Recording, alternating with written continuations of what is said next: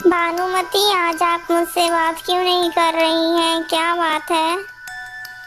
मैं आपसे बात इसलिए नहीं कर रही हूँ क्योंकि आपने मुझे धोखा दिया है। लेकिन प्रिय, मैंने तुम्हें क्या धोखा दे दिया? फिर भानुमति राजकुमार को सारी कहानी बताती है। अरे प्रिय, तुम्हें ऐसे किसी भी स्त्री पर विश्वास नहीं करना चाहिए। अरे नहीं जी, यदि आप गलत नहीं हैं तो आपको इसका प्रमाण देना होगा। आपको कल सुबह ही पास के नदी में उतरना होगा। यदि आपको कुछ नहीं होगा तो मैं समझ जाऊंगी कि आप झूठ नहीं बोल रहे हैं। अंततः उन दोनों में काफी ज्यादा बहस होने लगती है। अंत में नागराय को राजकुमारी भानुमति के सामने झुकना ही पड़ता है। अच्छा ठीक है, तुम जैसा कहोगी मैं वैसा ही करूँगा।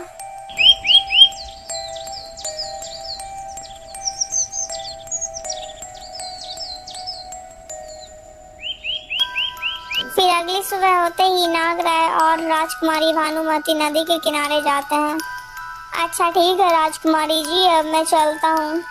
इतना कहते ही नागराय पानी में उतर जाता है। जैसे ही नागराय पानी में उतरता है तब उसकी दोनों पत्नियां नीचे खींच लेती हैं।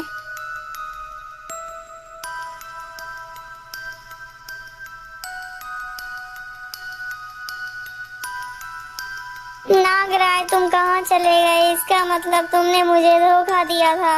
अच्छा ठीक है नागराय, अब तुम वापस आ जाओ, मैं तुम्हें तुम्हारी पत्नी के साथ स्वीकार करती हूँ।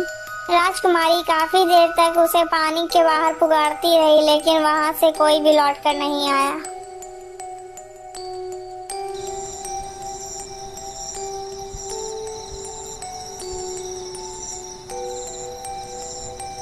हे भगवान, आपने मेरी सारी खुशियां तो छीन ही ली हैं। अब मैं जीवित रहकर क्या करूं? हे भगवान, अब आप मुझे मौत ही दे दो।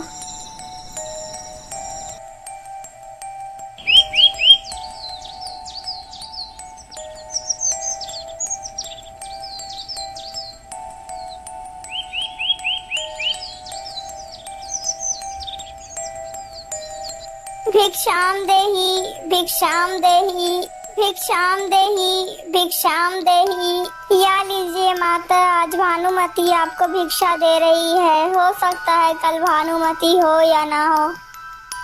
अरे बेटी, तो क्या तुम्हारा नाम ही भानुमति है? हाँ माता, मेरा नाम भानुमति है। लेकिन बेटी, तुम ऐसी बहकी बहकी बातें क्यों कर रही हो? फिर राजकुमारी उस बूढ़ी महिला को पूरी कहानी सुनाती है। पुत्री, मैं कल रात्रि में पास के नदी से पास से गुजर रही थी तो नदी में से एक बहुत ही सुंदर राजकुमार बाहर आता है। मैं नागराय हूँ। मैं यहाँ पर गुजर रहे किसी भी आदमी को अपनी प्रियता भानुमति की तरफ से भरपेट खाना खिलाऊंगा। फिर मैंने भरपेट खाना खाया। उसके बाद वह राजकुमार उसी नदी के अंदर चला गया। यह सब बातें सुनकर भानुमति के अंदर जैसे फिर से प्राण आ गए हों। फिर वो बूढ़ी महिला को जल्दी से भिक्षा देती है और वहां से विदा कर देती है उनको। फिर राजकुमारी बिना देर किए हुए ही नदी के किनारे पहुंच जाती है। वे रात्रि के होने के पहले ही नदी के पास पहुंच जाती है और एक पेड़ के नीचे जाकर छिप जाती है। फिर जैसे ही रात्रि होती है तब नागराय खाने की थाली लिए हुए नदी से बाहर निकलता है। यह सब देखकर राजकुमारी बहुत ही ज्यादा भावुक हो जाती हैं और वो जाकर नागराय के गले में लिपट जाती हैं। अरे, आप मुझे छोड़कर कहाँ चले गए थे? आपके बिना तो मेरे प्राण ही निकल गए थे। अरे नहीं भानुमति, अब मैं तुम्हारे साथ नहीं चल सकता। अब मैं धरती पर वास नहीं कर सकता। तो फिर ठीक है, यदि आप धरती पर नहीं रह सकते हैं तो मैं भी यहाँ पर नहीं रहूंगी। मैं भी आपके साथ पानी में चलूंगी। तो फिर ठीक है, यदि तुम मेरे साथ पानी में रहने के लिए तैयार हो तो फिर चलो। फिर इतना बोलकर नागराय और वो राजकुमारी पानी में चले जाते हैं। फिर वे चारों खुशी खुशी रहने लगते हैं। और दूसरी तरफ पंडित और पंडिताइन का जब लड़का घर वापस नहीं आता है तब वो ढेर सारा खजाना लेकर दूसरे शहर रहने चले जाते हैं।